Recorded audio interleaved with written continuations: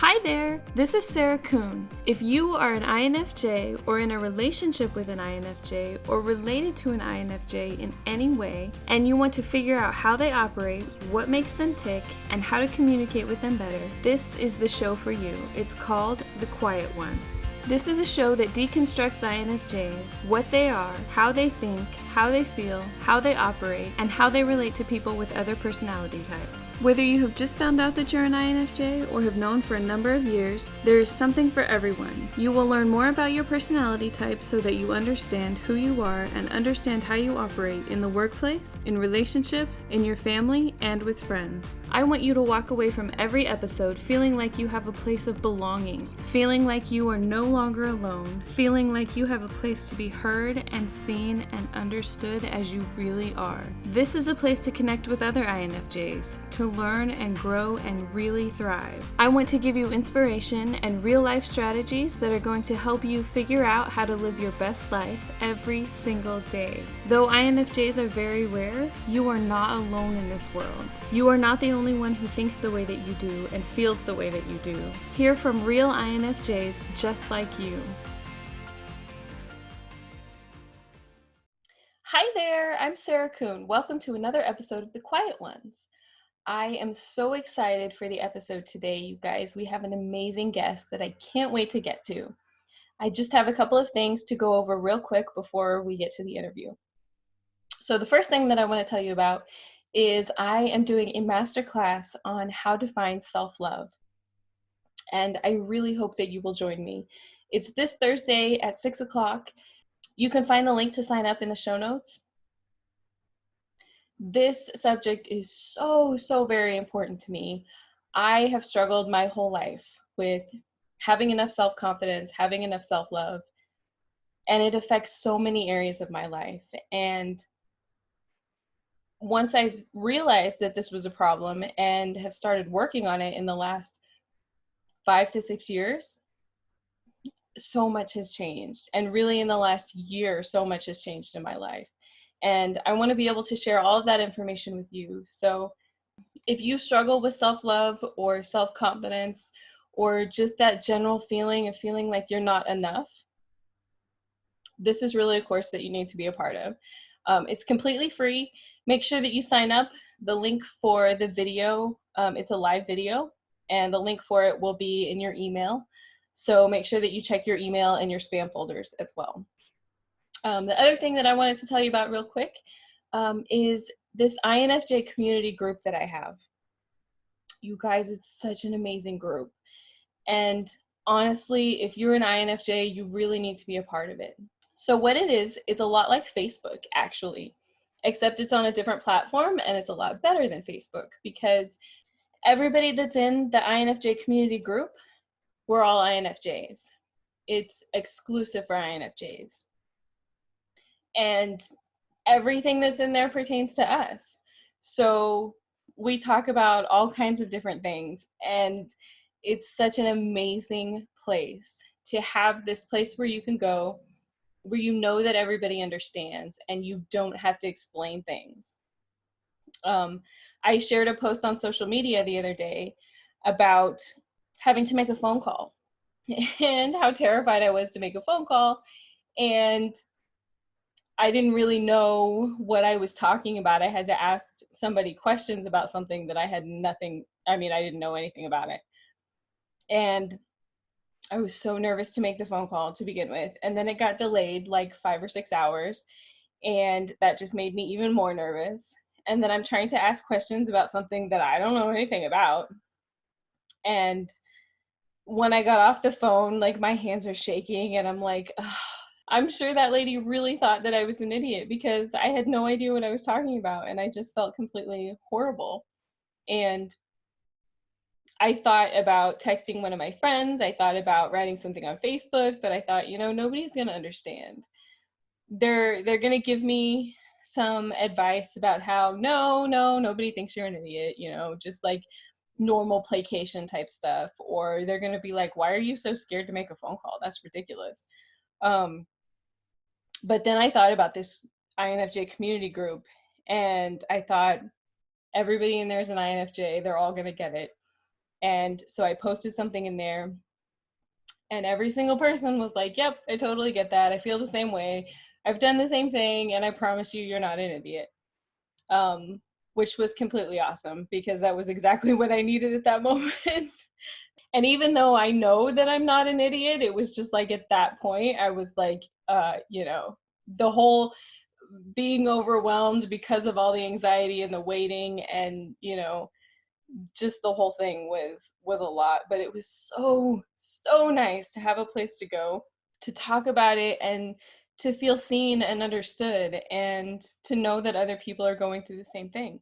I have so much planned for this community as well.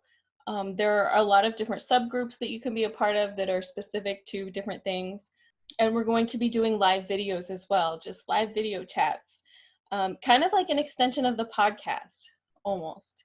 And I already have people who are interested in being a part of it, and it's just going to be a really amazing place. It already is an amazing place, but it's going to be 10 times better.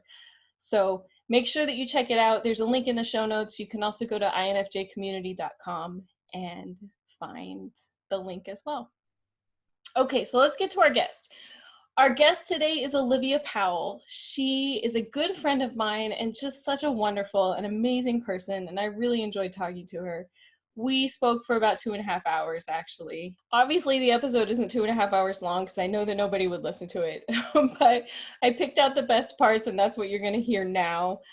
There's also a bonus episode that's only available on YouTube that will be out on Thursday. So Olivia is a business coach for women who are looking to start a business, or who already have a business and they just want to level up. She also has her own podcast that's called Slaying Your Side Hustle. You should really check it out, because she has some amazing tips for starting a business or for starting a side hustle. You can find it on Apple Podcast or on Spotify. And just as a reminder, you can watch the video interview on YouTube at youtube.com/thequietonspodcast. And like I said, there's a special bonus episode that comes out on Thursday that's only available on YouTube. I also wanted to mention that I have been fighting this terrible cough for like 4 weeks now. And it was really bad when we were recording this episode. I did my best to edit out all of the issues, but you will notice just a little bit of it. And I wanted to apologize and to let you know that I do know about it, and I don't think that it's too bad. So I just wanted to warn you. Okay, so tell me, how did you find out that you're INFJ? Oh, that's a great question. Yeah. So it's a little bit unconventional, but I actually found out because of my ex-fiance. So he did this personality test with his best friend. They were both narcissistic, funnily enough. And so I did it at his house that I was living in at the time, and it came up as INFJ. And before I even had time to read it, he's like, oh, that's really interesting. And I'm like, why is that? And he's like, because my best friend's the same personality type. Now, for me, I would never have picked that. Because I felt like we were both really different, but that's okay. You can still have different INFJs. So I actually read it, and I was like, for the first time in my life, because I always loved personality tests, but I always never felt like they were fully spot on. I always felt like they were like 80% correct, with the 20% kind of going, not really. Right. Yeah. So part of me felt understood, but not all of it. All of me felt understood until I did the Myers-Briggs one. And then I was reading it, and every sentence and every line, I was like, whoa, like little light bulbs were going off in my mind. I was just like, holy shit, this is me. Like, boom, boom, boom, boom. And then it just intrigued me to keep reading. And then I became a little bit obsessed for a while there. And I just kept reading everything INFJ. And at the time I was really unhappy in my full-time career. And I was like, INFJ job, job matches. And I'm like, oh, what's an INFJ good at? And funnily enough, they were all things that I was previously interested in some way or another. And turns out life coaching was actually under the umbrella of a good career choice for an INFJ. So I was like, and it's just like all the puzzle pieces pulled together once I read that. And ever since then, I've always, kept it in the back of my mind, and I've done it again since the breakup, and I've been an ENFJ, but then an INFJ again. So it's always one or the other when I get the results back. But it's funny because I'm so borderline. It's like one moment I'm extroverted 49% and introverted 51%. And then it flips the next time I do it. So I just call myself an ambivert now, because it really depends on the mood that I'm in terms of Yes. I still think I'm definitely more introverted though, because like I have moments of being extroverted, but I recharge my batteries like alone or in a quiet environment. Yeah. Yeah. So it did quite a bit that changed your life when you figured that out. Oh, heaps. It's always interesting to me to hear about how it changes your life, because I know that for me, it changed my life so much. I was going through such a rough time that I was really searching for answers when I figured it out. And then ever since then, it's been like this huge learning experience. And it seems like everything has changed because of that, including my job too. I think how it does that. I think it's just, for me, I was at a point in time in my life where I just felt really misunderstood. Like, not misunderstood, I just didn't feel like I was understood. And I didn't feel like I really understood myself, and it just left me so confused. And then when I read this personality profiling, it just brought me so much clarity. And I was just like, wow, I actually feel really understood. Like, I'm not an alien, you know, like I'm not some weirdo. Like, there's other people out there like me, but we're just very rare. So I was like, so part of me was a bit like, oh, I feel special. And then the other part of me was like a bit sad and depressed, because I was like, I don't, at the time, I didn't want to be the rare personality type, because I wanted to be able to connect and be like everyone else. Do you know what I mean? But yeah. I just always knew that I wasn't going to be that way. And that was part of my little superpower. So it's like, it's okay. And I own that now. And it's like, and it's funny because ever since I've owned it, I feel like I connect with more people anyway. So it's really bizarre. I feel the same way. And I think that was the biggest thing for me, is so many people were like, you know, you shouldn't be so quiet. You shouldn't be so shy. You know, it was just this constant barrage of you shouldn't do that, or you need to do this. And so then once I figured it out, it was like, oh, it's totally okay. It was like the permission that I needed to just own who I am and how I am. And I think part of it too is I'm kind of getting to that point in my life where I'm just like, you know what? I don't care what you think. This is me, and I'm okay being that way. And I want to tell everybody else that it's okay to be that way too. It is. And like, society kind of tells us, you know, directly and indirectly, that we're all not good enough. We're not pretty enough. We're not symmetrical enough. We're not skinny enough. We're not educated enough. We're not funny enough. We're not flirty enough. We're not sexy enough. It's just kind of like, there's always these subliminal messages that it's like, we're just not enough as we are. And it's total bullshit, because it's like, if we're happy with who we are, who gives a shit what society thinks? Who gives a shit what Mary Jo next door thinks? Who gives a shit what that guy on the online dating site thinks? Like, the moment that you actually start to accept and celebrate the fact that you are a bit more shy, the fact that you are a little bit more introverted, a little bit different, whatever, like, that's when I feel like the doors open up. But when you do it without expecting anything, that's when it kind of happens, I found. Yes, for sure. I'm so excited to talk to you too, because you have shifted your business recently, and now you're a business coach, and that's something that I'm definitely interested in as well. And plus, we're really good friends too, and we have these amazing conversations. So I have a whole bunch of questions for you, and a lot of them are actually questions that I've struggled with myself, and I know that we've talked about before, so I'm really excited. When you sent me the questions, I was like, yep, I've struggled with those too. I read them and I was like, yeah, these are great questions. I was like, I've been through this, and I know that you are, and you know, I still am in some regards. Do you know what I mean? But we'll get to that when we get to the questions, and I think we can explain a bit more.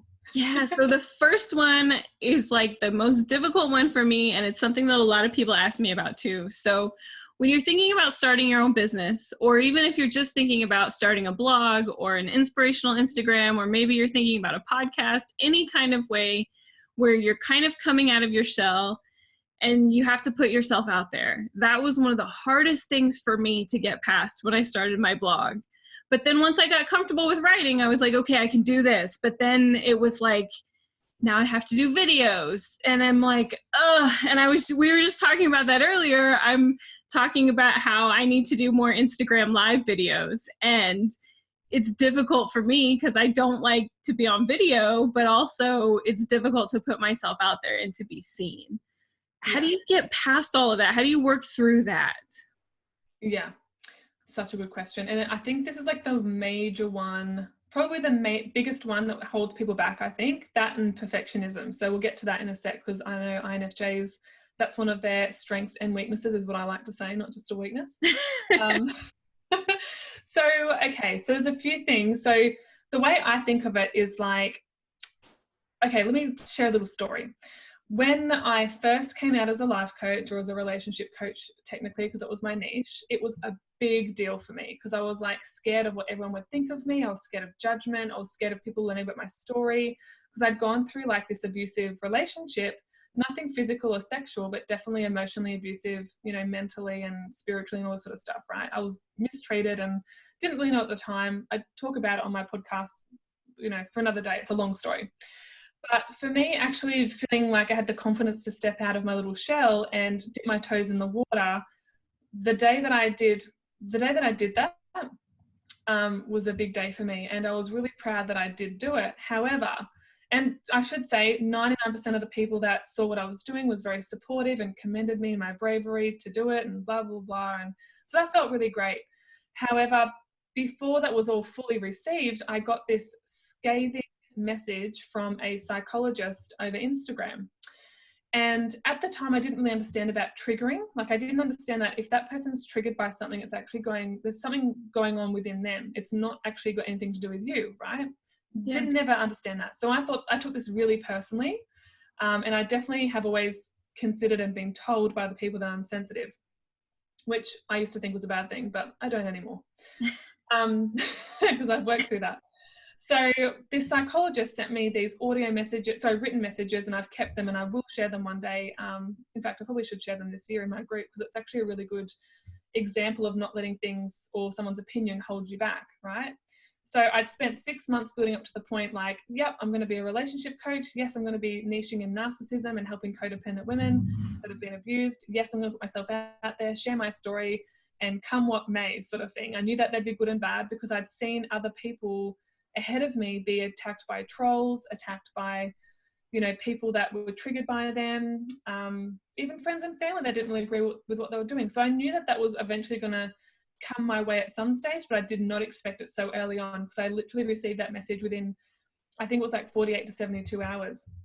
Wow. And it went on and it went on and it went on. And she attacked me personally, basically saying that I had no ethics, saying that I was a horrible person for becoming a coach when it's got no grounds, how people with, you know, this sort of situation should only ever go to a therapist, how I was uneducated, how I was dumb, how I was tricking people for money, like the lowest of the lowest below the belt comments. And I remember I got that message that night. I was in my room actually where I am now, and I was absolutely like blown away. And for a moment there I was like, well, shit, I've done the wrong thing. Like, who am I to be doing this? You know, that whole imposter syndrome comes up. Right. And I'm like, maybe she's right. Do you know what I mean? Maybe I shouldn't be doing this. Maybe this is a sign from the universe. Like, all these things went through my mind. And I reached out to one of my coaching trainers who I was Facebook friends with. And I said to her, I was like, this is a message I've received. I don't know if I'm meant to be doing this anymore because I don't think I can kind of handle this sort of criticism.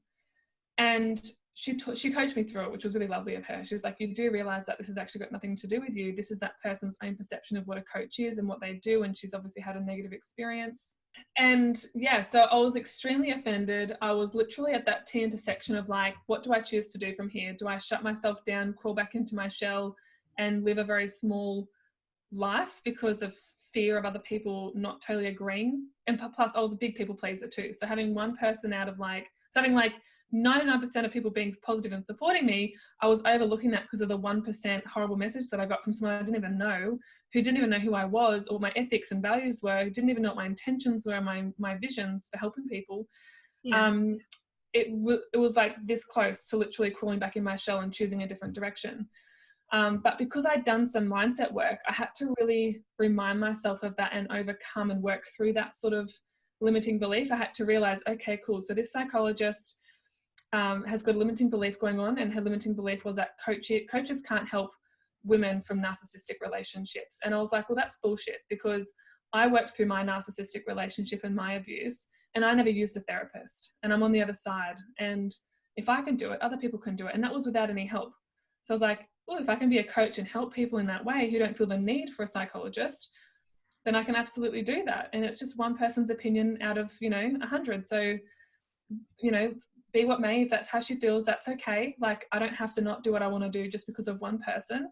And it was a really good lesson, because I learned that you can't people please your way through life or through business.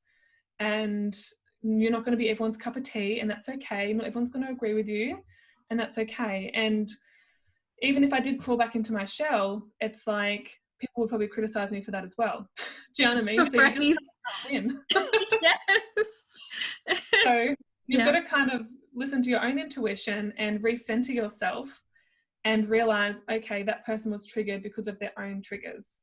Like, I didn't do anything, I didn't actively go out of my way to hurt that person. My intentions were always pure, and she reached out to me and found me and then sent that to me. And I made a decision that I would never criticize someone who was wanting to step out and do something like that, ever.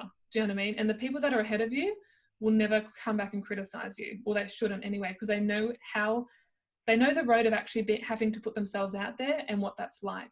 And the fact that you do it is like hugely commendable. Yeah. Like, it's a big deal.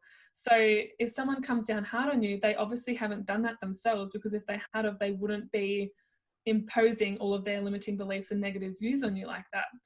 So in terms of putting yourself out there, there's a lot of fear around this particular thing. It's fear of judgment from others. It's fear of being seen. It's easier for INFJs, because they're an introvert, to kind of to slink away from the spotlight and just do the behind the scenes stuff, you know. But when you run your business, and it depends what business you've got, like if you've got an Etsy store and you're just selling products, you don't necessarily have to show your face, and that might be something that someone might prefer. But if you're like an online coach, or, you know, something where you are the service, it's really important to promote yourself. And it feels a bit weird at the beginning because you're so not used to doing that. It's like when you have a job interview and you've got to sell yourself, it just doesn't feel comfortable. Right. But it's realizing that you can do it your own way. You don't have to do it the way that all the other extroverts are doing it. You don't have to do it the way that other people are doing it.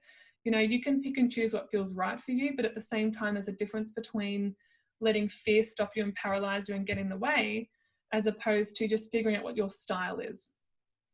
So that's a big one. What's the other thing? So fear of not being accepted and belonging, that's also another fear that everyone has. But once again, like, I found that when I got out of my own way and worked on my mindset and worked through my confidence issues and all that sort of stuff, that's when I felt like the world became my oyster and things started to open up. And if you don't put yourself out there, no one knows about your offer online. Like, if you've got an online business and you are the service, and even if you sell a product, no one's going to know about it until you put it out there. And I'm big on attraction marketing, right? Like, that's my number one thing. I love attraction marketing because, you know, and I believe in karma as well, and signs in the universe and all that energetic exchange stuff. So it's like, if you put your stuff out there, people can see it, they can buy it, they can hire you, they can relate to you. They don't have to buy off you, they can just follow you and connect with you. And if you don't do that, they'll never get what they need or want. And so a big thing as well is realizing that as an INFJ, we're the rarest of the personality types, right? So we actually have gifts that the world needs, that other people need from us. And by keeping ourselves small and hidden away, it's like little bits of treasure that you're keeping. It's kind of like you could have, okay, I'm really like just flying by the seat of my pants here, but it's like, think about some treasure that's been found, and they go put it in a museum, and the whole world can enjoy that treasure. They can travel there, they can look at it, they can touch it, feel it, take photos with it, whatever, right? But if that treasure never gets found and stays hidden away, the whole world gets like misses out on that, you know. And I know it's like, who cares, it's treasure, but you know what I'm trying to say. It's like, right, yeah, because they're rare, like that should be more of a reason to bring us out, not have us hidden away or ignored or, you know, behind the scenes all the time. Like, I feel like for me as an INFJ or ENFJ, whatever floats my boat that day, really, it's like, it has to be a conscious choice to be seen every day, because it doesn't come naturally to me. Yeah. And once you work through those confidence things, because there's a difference, there really is a difference between like, so in terms of being comfortable, if we're stuck in our comfort zone, we limit our life. Whereas if we expand our discomfort zone, then we become more comfortable with that. So it's kind of like when you go to drive a car, you didn't feel like you were capable, you didn't know how to do it, you're not sure if you could, but once you actually started practicing and got the go of it and got your learners and your Ps, I don't know how it works over there in America, but once you got all that and you worked up those levels, you got your full license. And now you can drive a car with your eyes closed. It's not such a big deal. It's more automatic. And it's the same thing when you put yourself out online. Like, I try to show up on my Instagram live nearly every day and show my face. because I know it connects with audiences more. There's evidence shown by social media marketers that they have a better conversion rate when you are connecting with your audience with your face and not just words. And not everyone is learning the same way. We've got visual learners, we've got auditory learners, kinesthetic learners, and audio digital. So if you can cater to all of those type of INFJs, or, you know, whatever your customers and clients are, you have a bigger conversion rate for not just connecting, but potentially selling as well. Yes, you said so much stuff. I have to stop you just to say how awesome it is. Everything that you're saying is all stuff that I've been through and I'm working through. Part of it, I feel like for me, I had very little confidence when I started. And I almost look at confidence as like a muscle, because I didn't start with very much, but then once I started to put myself out there, it was really difficult. But then it got a little bit easier and a little bit easier. And then once it's a habit, then it's like, okay, this is just something that I do.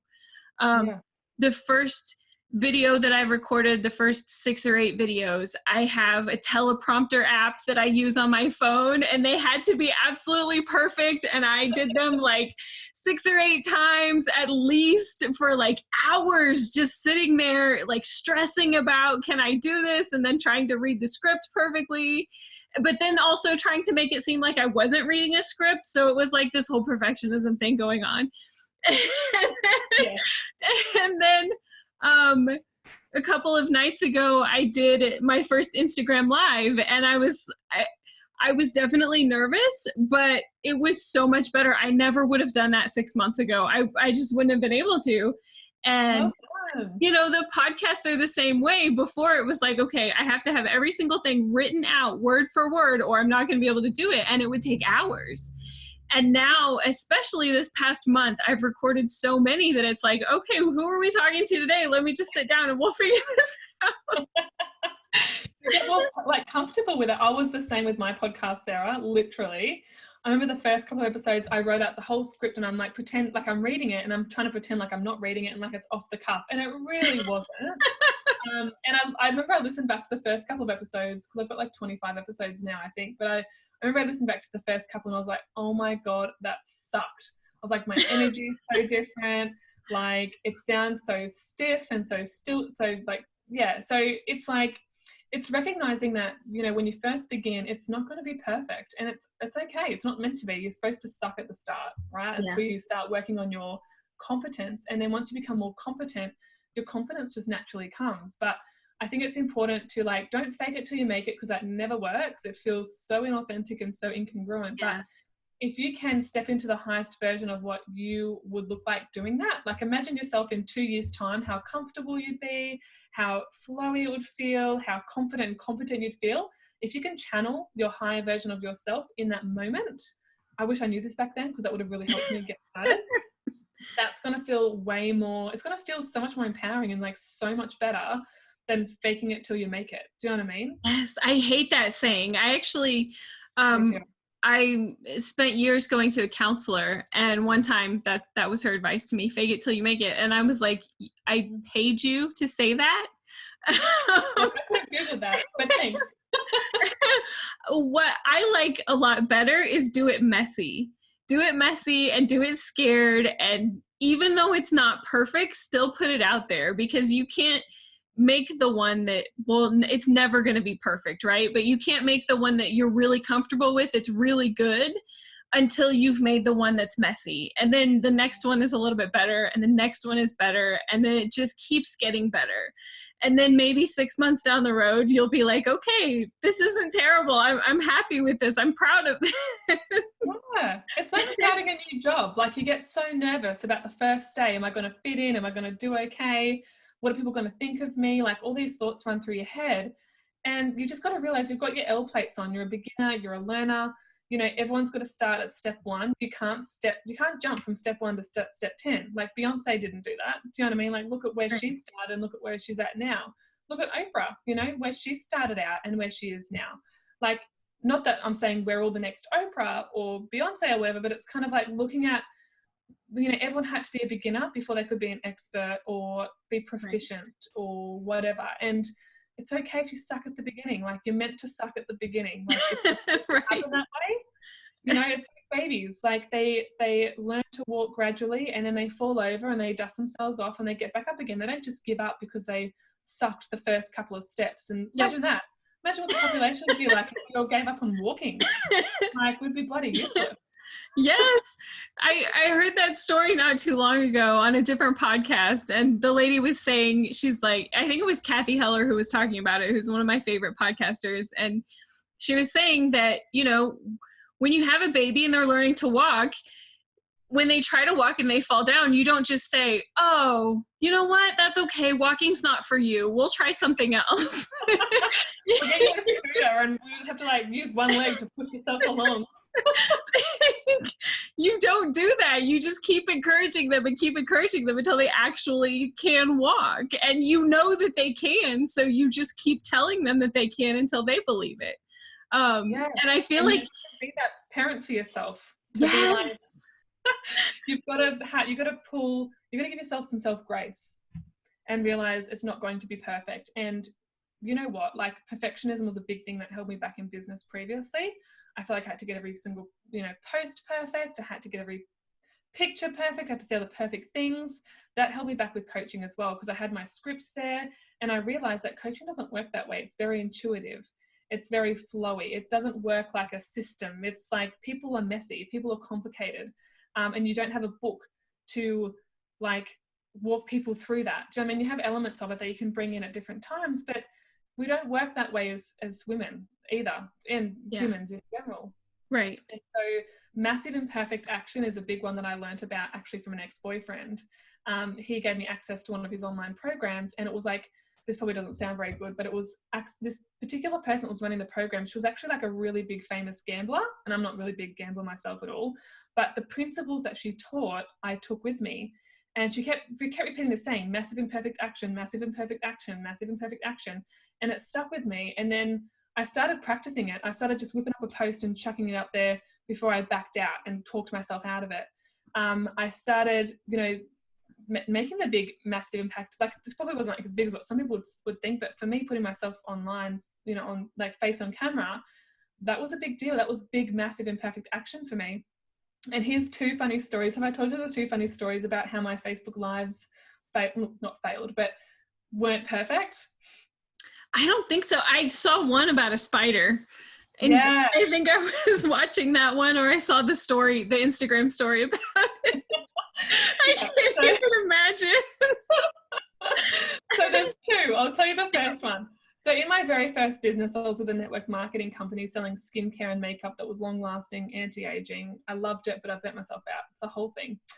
And the very first Facebook, because the very first Facebook Live feels like a very big, overwhelming, scary thing, right? Mm-hmm. Now I can pop on, it's no big deal. I still get a little bit nervous, but I talk myself through it and go, fear's normal, do it anyway, you know, blah, blah, blah. Anyway, so this very first live, I was showing how the long-lasting lipstick worked, because it was supposed to instantly dry on your lips, right? And red's my favorite color, so I was putting red on, which probably wasn't the smartest choice, because it's very obvious when you make a mistake.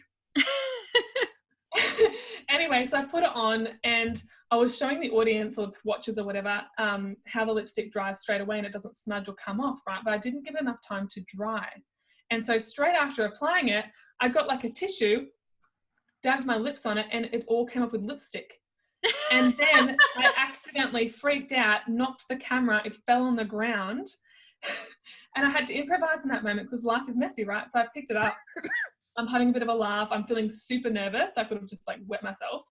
And the people that were watching, and by the way, it was on my Facebook, like personal thing. So it's like 1,000 so people watching it. So it wasn't, well, not at the time, but I had access to that amount of people. Right. And everyone was cracking up with me. They had all the little laughy faces floating up on the screen. And I'm like, oh my God, I could either die in this moment, or I could just friggin' own it. And I just owned it. And I think people respected that as opposed to, you know, me, you know, legging it out the door. So I just kind of said to them, I'd do another one, I'd take it off and I'd do it all over again properly so they can see how it really works. But it was embarrassing because I was supposed to be selling this and being the leader in how to use the product, and I totally funked it. That was years ago. And then recently, last year, when I was working with a coach, I was doing a 1 hour free like class thing in my major group. And it was all going very, very well. It was at night time. And anyway, out of nowhere, a spider, I don't know where it came from. It must have been in the top that I had in my drawer and pulled out to put on. A spider crawled up over my shoulder and ran across my neck. And I saw it on the camera and I could feel it, and I totally flipped out. Oh my goodness. And I'm not a spider fan at all. And yeah, so that was a pretty entertaining watch for the people watching that class. But I just owned it again. I was like, you know what, this is real life. And I feel like when you screw up, or you make a mistake, or unexpected things happen, I feel like people relate to that even more. Because I remember her name was Chantel Patu. She's still doing the business that I was doing. She's one of the top leaders. She's got like a multi-million-dollar team, and all this sort of stuff. And she does so many lives, and she has lives where her kids come in and interrupt, and the dog barks and shit happens, and you're like, she's just a normal mum. Do you know what I mean? She's just a normal person that's making a lot of money, doing what she loves. She's normal, and that's what makes them so relatable, is like they're not perfect, and actually being perfect is a little bit boring. So that's something that I think listeners could really get from that, is like, you don't have to be perfect to be a business owner. You don't have to be perfect to be an entrepreneur. You don't have to be perfect to be a leader. You don't have to be the perfect person or woman or INFJ. As long as you have something that you can help people with, that's all you really need. And a bit of, guts, really, just to be prepared to be bold. And that's all you need. What if you don't know what it is that you want to do, or you don't feel like you know enough about a subject, or you don't have enough to share? How do you start with that? Because I feel like, that's plays into a lot of what we were talking about there too. It definitely did for me as well. Such a good question. So if I'm being really, do you want the honest answer? Like the really honest one? Yes, the honest answer. Because for me, I was just talking to somebody about this the other day.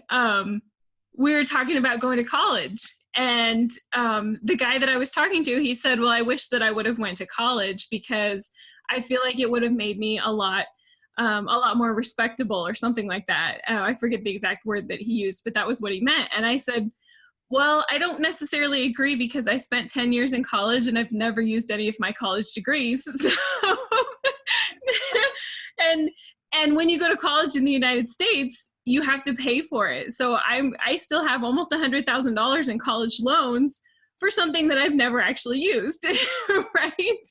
So is it really something that you need, Well, I've got a few thoughts on that. So personally, these days, so back in the day when I was growing up, it was like getting we call it a university degree, right? You guys call it college, whatever you want to call it, bananas. Right. So back then it was like prestigious. It was like, oh, you got to go get a degree because that sets you apart. But now every man and his dog has got a flipping degree, or a couple. It doesn't really make you special or stand out. It's kind of starting to become somewhat of like a prerequisite or the norm. Yes. And I'm going to interrupt you a little bit there, because in the Midwest where I grew up, very few people have a college degree, and now it's like maybe 30% have a bachelor's degree. And then I moved to Boston, which is in the Northeast, and there are like 100 colleges in Boston, literally. And now everybody here, like 67% of people have a bachelor's degree. So if you want to be special, you have to have a master's degree. And I'm like, oh wait, now I have to go back to school just to be special? What happened? I know. It is a bit like that. I reckon here, I'd say a good 80% have bachelor degrees. A couple have got postgrads, a couple of PhDs, all this sort of stuff. And you can spend a shitload of money on qualifications that, it depends what you're doing, right? Like, if you want to be a surgeon, yes, you probably need that. If you want to be a lawyer, yes, you probably need that. Not probably, you definitely do. But, for some, it's like if you want to be an online coach, you really don't need that much qualifications, if any. Now, I say that carefully, because the old me was like, yes, you have to have this particular certification. But now that I've gone through, so just so everyone knows, I have a bachelor, I have a postgraduate, and I'm also finishing my diploma. Paperwork's just being processed. For me too, so I didn't always want to be a coach. I never knew I wanted to be an entrepreneur, never knew any of that sort of stuff, right? I did my nursing and my midwifery, thinking that's all I'd ever do, and then realized this isn't actually for me long-term on a full-time basis.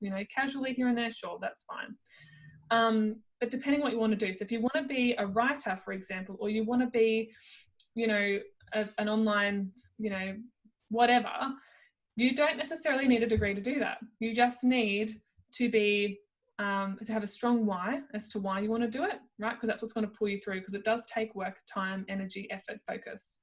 And the other thing is like how do I explain this? You don't get more credibility just because you've got a credential, I don't think, personally, because everyone's got those now. So it doesn't make you special. It doesn't really set you apart unless you go above and beyond. And if you do get the master's, and it's another God knows how many thousands of dollars that you may or may not use, or may not, because the majority of people, that I see and talk to and read about, I'd say there's a big crisis on our hands, because a lot of people are realizing, oh, this isn't the career that I want to be in, or, oh, I can't do this for the next 50 years, or I thought it was going to be this way and it's actually not this way. My reality is so different to what I thought it was going to be. And so, and mental health and everything rises because we spend the majority of our week at work. Right. So it's going to be really interesting. And even in the healthcare industry, I think it's projected that by 2050, we're going to have a huge crisis, and a lot of people would have left the industry. So anyway, that's another tangent. So yeah, if you're thinking that you need to have degrees, depends what it is that you want to do. But when it comes to being a coach, it's not necessarily true. Like, I personally think that I've actually learned a lot through my coaching college, for sure. They taught me the very basics. It was a great introduction, but I've learned so much more from different online programs, different mentors, different coaches. They've actually taught me more, and they don't offer certifications, So as long as you can get people results and you can help them, you don't necessarily need a qualification. Yeah. Yes. For sure. I definitely agree with that, especially when you're talking about online businesses. For me, with all of my college degrees, all of my education, I went into digital marketing, and I taught myself how to do all of it. And I do graphic design, and I learned how to do that through YouTube. So, I mean, it's really YouTube. It's really just yes, it's really just getting past yourself, honestly. It's saying, okay, I'm going to do this, and then having the confidence after that to say, this is what I do. It took me the longest time to tell people that I'm a graphic designer, and I would always preface it with, well, I'm not formally trained as a graphic designer, but I know how to do graphic design. And then they would lose all confidence in me, because they're like, what does that really mean? But now when I say I'm a graphic designer, they're like, oh, okay, I get it. That makes sense, right? So a lot of it is how you communicate it to people, and how much confidence you have in yourself, I feel like, too. Well, you can think about it like this, right? So I started my diploma with like 20 other people or something like that. I started my business and officially, so after the first NLP like weekend where we get trained in neuro-linguistic programming, the college was like, you need to go out and find people to practice this on. You need to go get clients, even if it's pro bono or they're paid, whatever. Because what happens is if you don't apply it straight away, you'll lose confidence, and then it'll be harder to jump back up on the horse. So I reckon like maybe 5% of the class actually took that on board and did it. And I was one of that 5%. And if I hadn't have done that, right, it would have really got in my way. It would have slowed everything down. But because I did that, I gained a bit of confidence, and I was like, I want to start getting paid clients before I finish my diploma. So that's when I launched my business. And then from there, it's just been like crazy. Do you know what I mean? So, and that's great. Like, other people would have finished the diploma before me, but so many of them either haven't finished it, or they've finished it and have done nothing with it, because they don't teach you how to start a business. They just teach you how to, do the coaching stuff. They don't show you all the back end stuff, right? Which is fine. They do the best that they can on a mass basis. They can't work one-on-one with everyone. So that's why you get a business coach, I guess. But there's so many people that have invested in that course, paid, thousands of dollars for it, and have done nothing with it. So, and then you get the other 5%ers that do a lot with it and might not finish yet, or might finish a bit later. So, and as I said, the qualification doesn't always mean everything. But if you are someone that likes to have that sort of certainty, or wants that certificate and be able to have that title on your bio or whatever, by all means, go ahead and get a certification through the ICF, the International Coaching Federation. They're the worldwide organization. And I think if you're new to coaching, or have never had coaching, don't know how to coach, or don't know what the difference is, definitely go there. Like, it's not a hard course. It's very enjoyable, but yeah.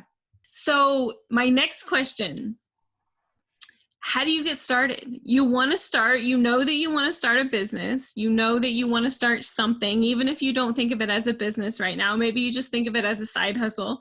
Maybe it's just a blog or just a podcast.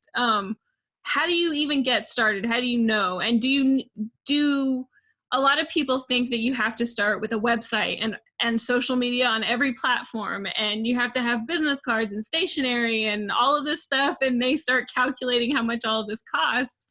Do you really need all of that to get started? Is that like, you don't need any of that? Well, I can tell you, I've rebranded so many times, it's ridiculous. Like, it would have to be 6 to 8 times. Just because when I first started out, the name wasn't, with compliance with the company, the network marketing company I was first with. So I changed that over. And then as you evolve and change, your business does too. So for me personally, it's taken me a little while to kind of figure out what my thing is. I didn't get it, perfect from the get-go. I had to test the waters, trial and error, give things a go, find out if it was for me or not, see what felt congruent and authentic and what didn't.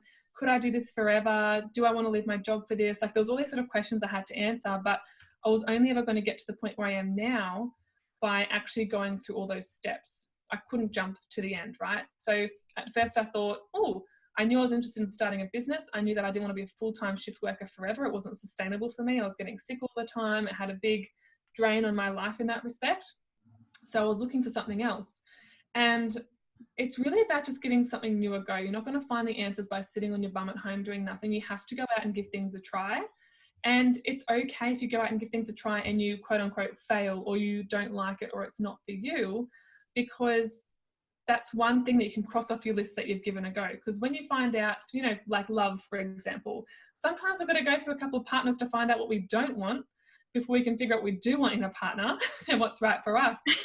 That was the scariest thing for me starting my business. And I even go back to when I was in college, because I was like, you know what? I want to do the perfect thing the first time, and I'm not going to waste any time.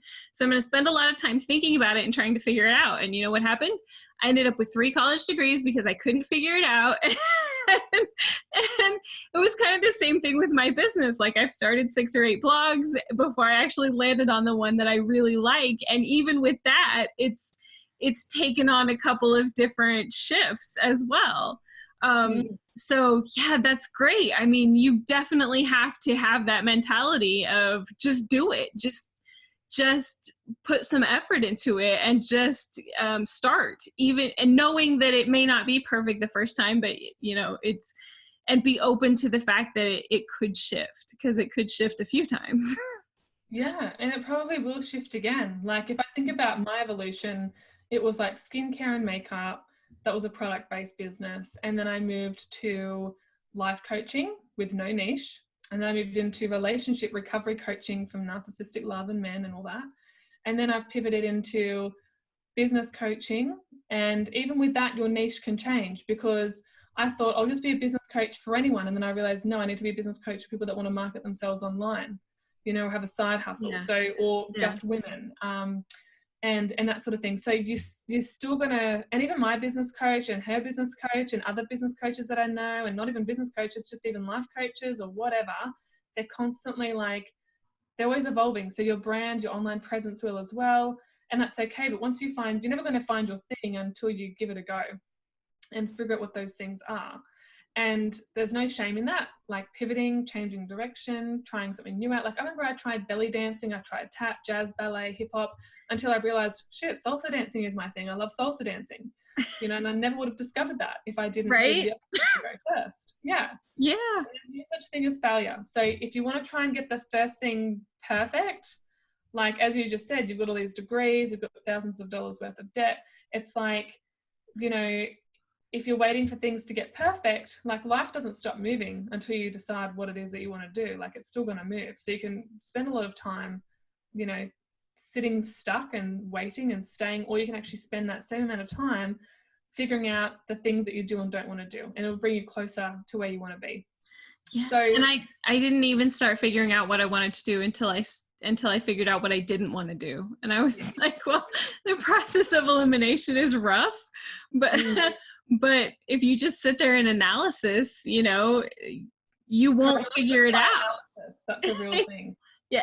Yeah, overthinking, because INFJs, we do tend to do that. We overthink things. We want to make the wrong decision. We want to get everything right. It's that perfectionistic nature that we've got. But we're also very creative, and we can be quite ambitious. So it's like combining the two. So in terms of websites, so I've had so many different business cards. It's such a waste of money in hindsight, but it served a purpose for the time, and that's okay. That sort of stuff has happened. My first business, I spent about $9,000 on out of the gate. I just took the bull by the horns and went full pelt. And, you know, in hindsight, would I do things differently? Yes. Did I learn a valuable, expensive lesson? Yes. Would I change it? No, because I needed to learn that I need to progressively build. And that's what I've been doing. And it's worked, as opposed to just like all or nothing and then fall flat on your face a little bit. Right. So in terms of websites, it depends. Once again, it depends what business you might want to run. That'll determine what sort of strategy you'll play out. So if you want to be an online coach, you don't necessarily need a website. I know 6 and 7 figure coaches that have made their businesses without websites and have just used 1 to 2 to 3 to 4 different social media platforms. You don't have to have 10, because you can't spread your time and energy across all of those all the time, as you know, you and I were talking about before this interview.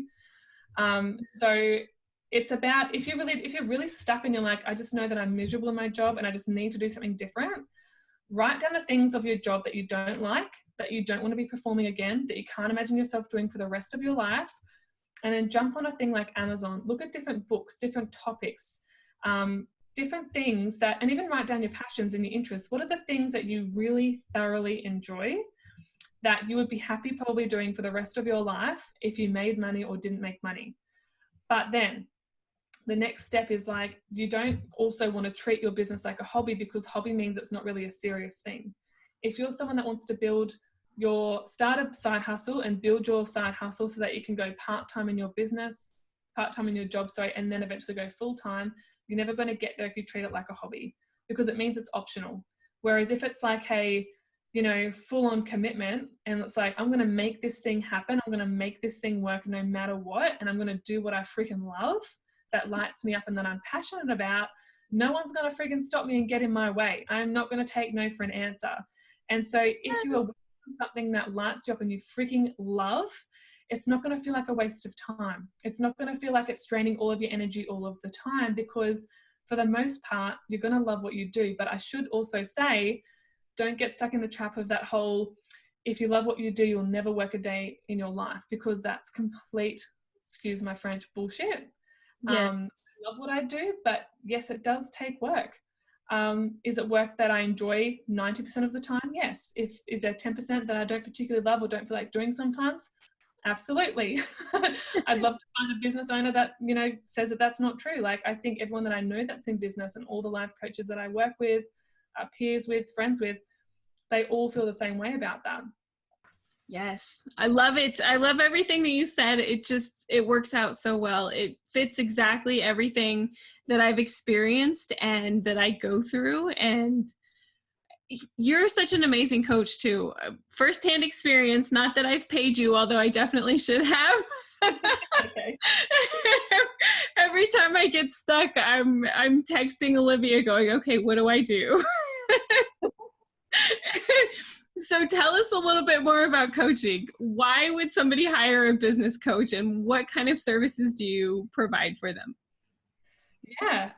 Why would someone hire a business coach? So once again, it really depends on the business. Do you know what I mean? So you want to find someone that has done what it is that you want to do, because why would you take advice or coaching or mentoring from someone that doesn't know what they're talking about, right? Yes. So for example, for me personally, I only really work with like small businesses. I don't work with huge corporate companies, because firstly, I'm not at that point yet, but 2, it's not really what I'm interested in, because I want to get away from that, if that makes sense. Right.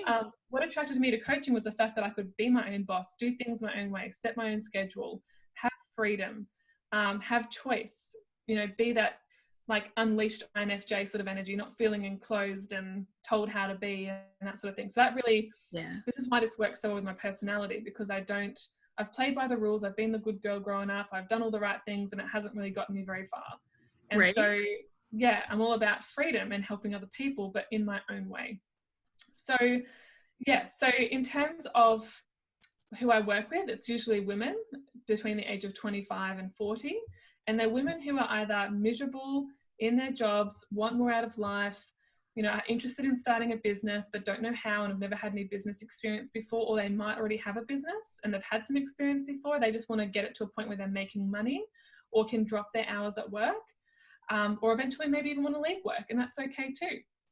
So what I particularly help them with, and once again, it depends on the business coach you hire. So I really recommend, you know, the listeners to this, that you actually do your homework. Don't just sign anyone up. You want to so firstly, don't sign up someone you don't like either. Don't hire someone you don't like. Make sure you hire someone that you connect with, that you like, that you see their results and you're like, oh, I would really like that for myself. But also someone that's going to give you a kick in the pants, because a coach is also not your friend. They're not there to feed into your insecurities, any negative story you're telling yourself that's keeping you stuck, but they're supposed to give you a kick in the pants in a loving way, to get you moving, to hold a mirror up to yourself and go, and this is what I've benefited from with my coaching, is like the person holds a mirror and shows me where I could be doing better, how I could improve things, what's holding me back, what's my story, limiting beliefs, because it all starts with mindset. Like, we can play out any strategy we want in business, but if we haven't got the mindset, the strategy is not going to work. So what I mean by that is like the old me was always posting on Instagram and Facebook, didn't know what I was doing on there, just thought, I'll just chuck something up there and someone will like it one day. And somewhat that's true, but there's actually a structure to post that hooks people's attention, gives them value, makes them feel understood, gets in touch with their pain points, helps them turn things around, has got a call to action at the end of it to be able to guide them to the right place to get the help that they might need. So for me, I started my mindset stuff way before, like years and years ago, when I first started the idea of like, oh, I might want a business. I turned my car into a university. So I was working full-time and overtime. I was traveling 4 hours a day. So it was a really tough year, that particular job. I was getting up at 3 o'clock in the morning to drive 2 hours to a mining site in the like 3-degree weather. So I was like, okay, cool. I've got 4 hours a day that I'm wasting on travel. And I was like, you know what? I'm not going to waste this time. I'm going to utilize it effectively. And so that's when I started feeding my brain, and I started turning my car into a university. And I started listening to audiobooks on the topics that I was interested in, listening to people that had the results that I wanted. And I started getting my mindset right. I started learning about I started studying these people. I'm like, what did they believe to have? Like, what did I need to believe to get what I wanted? What's different with them than me? What things do I need to change, shift, evolve, progress so that I can have that too? So that's a good place to start, is definitely mindset. And, you know, I'm not saying people that play out strategies can't be successful. They definitely can, but there will be blocks and things and gaps. Do you know what I mean? That is probably stopping them from progressing further. Yeah. So having your own coach helps you. So having your own coach helps you more aware of what your things are, what's been holding you back subconsciously, because a lot of people think that they are very conscious. However, I think it's like 80% of our subconscious mind actually runs us. We're just not even aware of that. So when you can bring that to the surface through a business coach, they can help you work through all those sort of things. It's going to help you get into a better energy, a better mindset. And then the strategy is just the easy stuff. That's just the stuff that plays out, you know, like automatically, really, once you've got all the other stuff kind of down pat. I think it's even more important for us as INFJs to have somebody on the outside too, because we are really good at, I am really good at looking at you and saying, here's your problem, here's what you need to do. But I cannot look at myself and say, what is my problem? What do I need to do? And I know that a lot of people struggle with that, but I know for a fact that it's more apparent or more prominent for INFJs, because that's part of how our personality works. We have extroverted feelings, so we're always looking at other people, and it's a lot harder for us to look at ourselves. It takes a lot more time. So when you have somebody who's just right there in front of you saying, no, hold on, this is what it is, or hey, have you thought about this? You know, just somebody to even redirect you, or to bring up something that you hadn't even considered, it's really a game changer, honestly. It really is. Like, I thought I was once I started my life coaching training, I thought I was a pretty enlightened person and really self-aware. But compared to what I've learned, like for that one-on-one attention, and this is why I recommend a business coach, you know, possibly even over getting a life coaching certification. If you had to choose one or the other, I've found the business coach much more beneficial for me personally, because as I said, you go to school, you go to uni, get taught the math stuff, but until someone's with you, guiding you personally, you know, helping you through all that sort of personalized stuff, it's a huge game changer. So when I had that for me, I was like, oh, wow, I didn't notice that pattern. Or I did, but I didn't know what to do about it. Or I didn't think it was such a big deal, but it actually was holding me back. And one thing that I used to do was this drama llama cycle, because that was connected to anxiety. So like if something didn't work out, or I had, I don't know, some sort of issue pop up that I, you know, catastrophized into being the end of the world, I was able to go, oh, this is just my old pattern playing out. I don't have to, I can choose better than that. I don't have to play into that. Do you know what I mean? Like I can actually pull myself in, have more self-control over my feelings and my thoughts, and realize that I was wasting so much energy on those little things that didn't need to be that big, because most of the time they worked out, but I just spent all this energy, like, you know, freaking out about it when I really didn't have to. And when I realized that, I was able to conserve that energy and use it in other parts of my business and make them blossom more and nurture that sort of side of things. So that was a huge lesson for me personally. Okay, so tell us a little bit more about the specific things that you do. Is there different like packages that you offer, or is there different courses, or how does that work? Good question. So things have changed for me. So when I first started out coaching, even the college was suggesting that you can sell a 1 month package, 2 month, 3, 4, whatever you wanted. I remember I was just feeling really confused about where I should start and what I should do.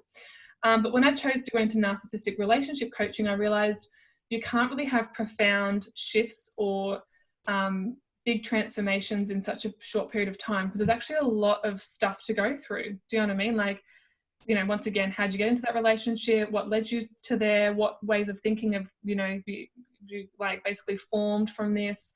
You know, how these limiting beliefs that all men are shit going to hold you back in relationships in the future. Like there's a lot to kind of go through and break down and explore. It's not a superficial conversation by any means.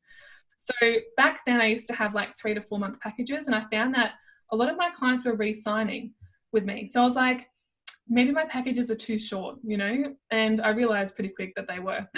But at the same time, I recognized that back then I was a person that wasn't prepared to sign on for a coach for 4+ months, because I was like, what if I don't like them? What if things don't work out? Will I get my money back? You know, that's a big commitment. I'm just not quite sure if I'm there yet, and that sort of thing. So that's why I kept things the way that they were back then. But since I've kind of realized the value of coaching and business coaching and where it can lead to and what it can give you, my views have changed on that now. And that's okay, because some of the listeners right now are probably thinking, I would never sign on to a 4-month package. That might feel really overwhelming for them, because they're like, that's a long chunk of time of the year.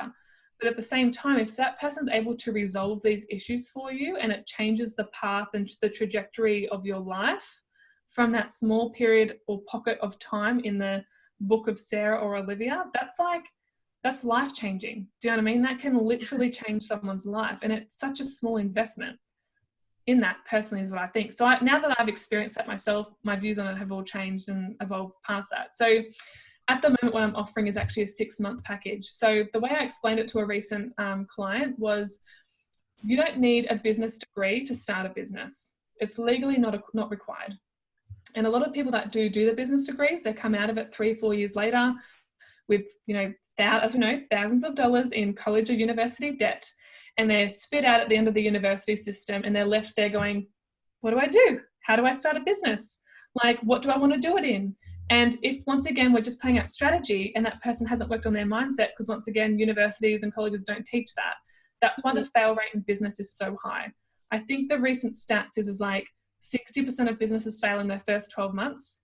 And I think it's like 80% in the first 5 years or something. Don't quote me. It's around those sort of numbers. Yeah, It's on Google. Feel free to look it up. But either way, they're pretty high. To build a long, sustainable business, which is what I'm in the process of doing, I realize that it really does start and stop with me. So I think I'll always have a coach, because if I don't, that's when my business will stop growing. I know that for a fact.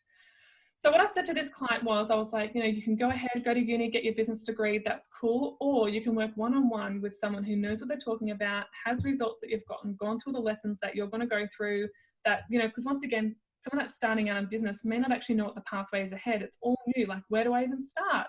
All those fears of, I'm scared to put myself out there. They're things that are going to stop you from starting and launching a business, scaling it as well, like all that sort of stuff. So for 6 months, it's actually a drop in the ocean. It's really a small period of time. And so that's what I offer to begin with, because I know how overwhelming it can be when you think of 6 months. You're like, that's half a year. Holy shit, I better be really serious and committed to this to make this sort of stuff happen for myself. And so it can be a little bit scary.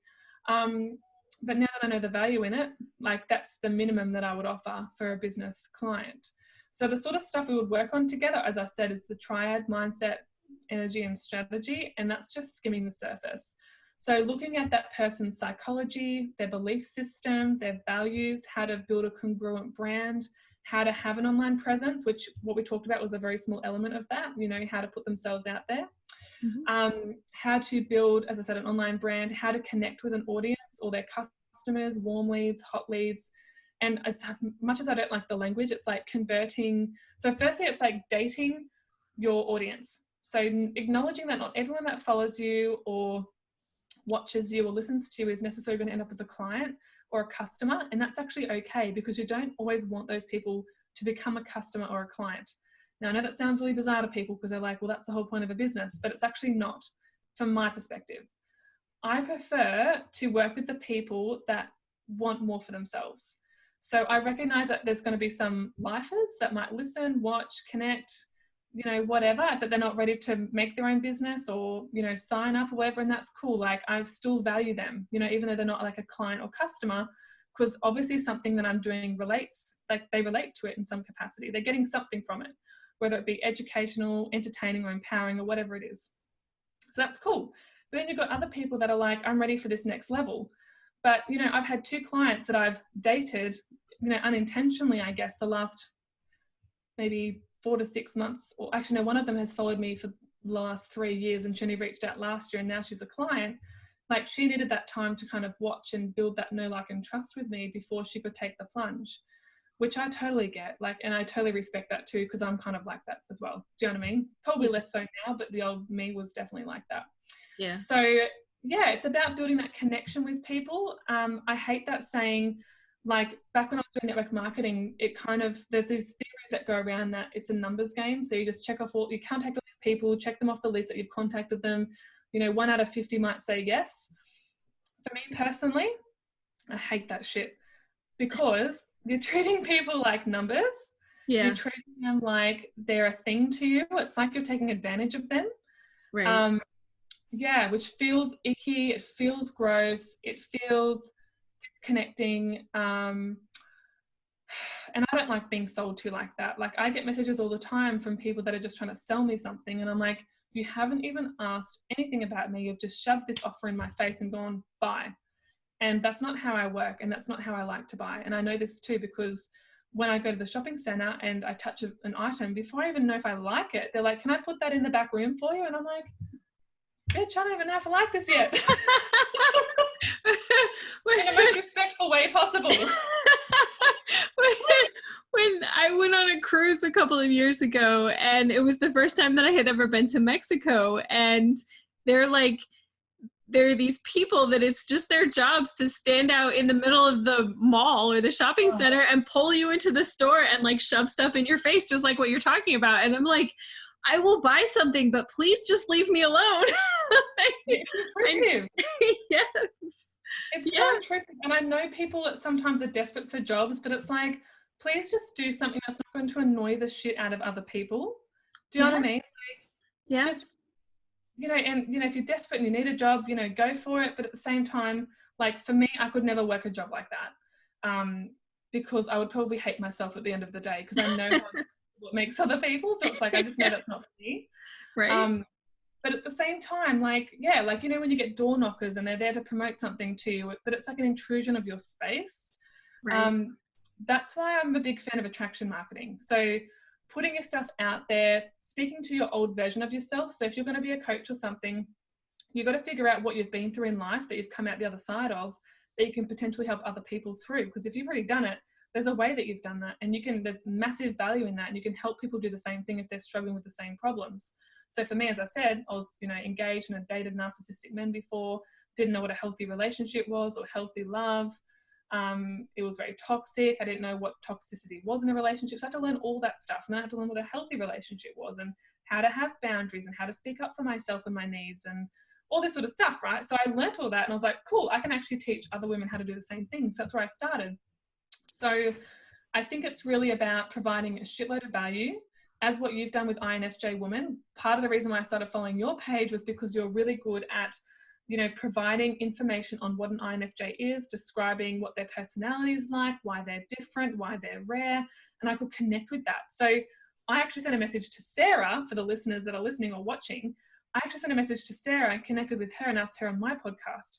So in a sense, Sarah's already been using attraction marketing. That's why she's got such a large following. And people probably reach out to you as opposed to you having to search for people. So that's why I love attraction marketing, because I just think, like, even one of my most recent clients, she, after 3 years of watching me, going through all these transitions and pivoting, she finally reached out to me because she could connect with me. Yeah. She knew that I was plant-based. She knew that I liked to do dance parties in my bathroom. She knew that I liked cats. She knew that I was into mindset and law of attraction, so she could connect to a couple of elements. It built that know, like, and trust. And then, she's converted to a client. And it was never a salesy process with her. Yeah. And I had to learn the hard way. I was that salesy person in the very beginning because I was taught to be that way. I didn't know any better. I didn't have any sales experience. I did the whole numbers game and check people off a list and shit, like annoy people online. Never again. Because I remember someone taught me, it's like, if it's not a hard no, it's just a not right now. So you can keep messaging them. But that's actually really intrusive on that person. And I hate getting that sort of stuff now. So I've learned the hard way. It's not the right way for me. But if you're ever going to sell, I really think it's about doing it in a way that makes you feel comfortable and a way that is authentic and congruent with your values. That's really imperative, I think. Yeah, for sure. I mean, I started the same way that you did. I was researching my personality because I was in a really dark time in my life, and I needed to feel understood, and I needed to feel seen. And that's what I felt when I started reading all this stuff and collecting it. And I thought, if I can just help one other person, if there's just one person who needs to hear this stuff too, then I should put it out there. Yeah. And then I realized there was a lot more than one person who needed to hear it. 35,000 plus. Like, that's your number right now. Imagine where it'll be this time next year. Like, I'm so excited for you. I'm excited too. And part of it, I think most of, honestly, what keeps driving me forward, especially because you were talking about, you have to like the work that you do, but sometimes it's still going to feel like work. And sometimes it feels a lot like work, but it's also so rewarding. And every time it feels like it gets really heavy and there gets to be too much, then there's somebody who sends me a message or an email or some comment that I read that says, you've changed my life. I feel completely different about myself. And I'm just like, wow, yes, that's exactly what I wanted. And I'm so glad. And I'm so happy because I feel the same way. It's done the same thing for me too. Oh, it's so beautiful. Because I actually had a lady, so when I was working in the narcissistic relationship space, so I used to get messages all the time, because when I first came out of my relationship and figured out what he was and exes and stuff, I felt so alone. And then when I realized, I started joining support groups and realized, whoa, there are literally hundreds of thousands of men and women who have been victims or targets of that sort of, personality. Yeah. Anyway, so I realized I wasn't alone once again, because once again, INFJs can tend to feel, alone because they are rare and all this sort of stuff. Right. And so I used to get messages from my podcast, because it does, as you know, podcasts reach a global audience. I used to hear people from like London, Afghanistan, Canada, people in Australia, all over the place, right? And there was this one particular woman who sent me a message, and I'll always remember it because I was kind of just a bit like, wow, like I just had never even considered that before. And she said, and I've never heard from her again, and that's fine. She obviously just needed to get that out, and that's cool. But she was like, Olivia, she's like, if it wasn't for your podcast, I was going to kill myself yesterday, and my 2 sons wouldn't have been left with a mother. And I was like, I think I teared up over that. I'm feeling a bit emotional now. And I was like, fuck, really? It's over a podcast. You know what I mean? Like, you just don't know how it's going to touch people. But I was like, I never would have thought I'd hear that. Like, I never set out to hear something like that, but it was so incredibly special when I did. Yeah. But yeah, it got me a little bit emotional. And then you go back to the beginning of what we were talking about feeling like you don't have enough, or feeling like you can't put anything out there in the world, or that what you have to share nobody wants to hear, because that's so not true. I mean, both of us had that experience where we were brave for 5 seconds and put ourselves out there. And then every time we hit whatever the button is to go live on Facebook or Instagram, you have to be brave for long enough to get started, but it touches so many people. And I strongly believe that every single person has a special gift to share, and they have a message, they have a life experience that somebody out there needs to hear.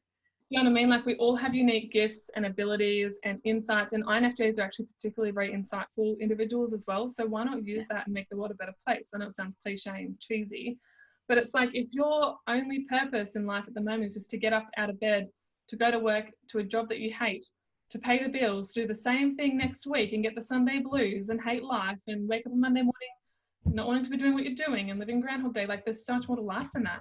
You have to find something more than just that. Like, it has to be more than that. And that's why I'm saying, like, if you start a business or a hobby or writing blog or whatever, it's got to be something that you love, because otherwise you'll be wasting your precious life away, you know, for what? Like, it's got to be rewarding and fulfilling at least a little bit. And it's okay for your business not to be 100% enjoyable all of the time, but for the majority of the time it should be.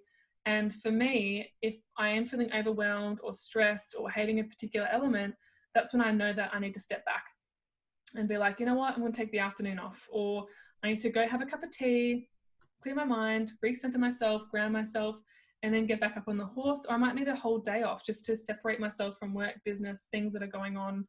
And then I find I'm in a much better energy the next day. And that's when things flow easier too. Like, you feel like replenished, you feel more energetic, you know, ready to take the day on again. And get back to people. So that's why energy is such an important one too, because if you're in a shittier energy, people pick up on that. If you're responding to messages when you're feeling exhausted, they're going to hear that in your tone. You know, it's going to affect the things that you say. So that's why, you know, mindset, energy, and strategy are a together thing. All right. I hope you guys enjoyed that episode as much as I did. Olivia is such an amazing person, and she has some wonderful advice about starting your own business. Here are a few takeaways. Number 1, being sensitive is not a bad thing. It's all about how you look at it. Number 2, it's important to promote yourself when you have your own business. You can do it in your own way and in a way that feels right for you. Number 3, don't let fear stop you. Number 4, INFJs are rare and have gifts that the world needs. Number 5, confidence is a habit that you build over time. Number 6, fake it till you make it doesn't work. Instead, think about how you'll feel in 2 years' time when you feel a lot more comfortable doing the thing that you want to do. Number 7, don't let perfectionism hold you back. Do it messy and do it scared. You can't make the thing that's really good until you've made the thing that's messy. Number 8, you don't have to know everything about your business before you get started. Start with what you have and what you know. A college degree isn't everything. Number 9, it's okay to try something that doesn't work, or try and find out that you don't like it. You can always shift to something else. And number 10, hiring a business coach can be very beneficial, but make sure you find one that you connect with. Do your research on them and make sure they have experience doing what you want to do. All right, you guys, that's all that we have for today. Please make sure that you subscribe wherever you listen so that you don't miss an episode.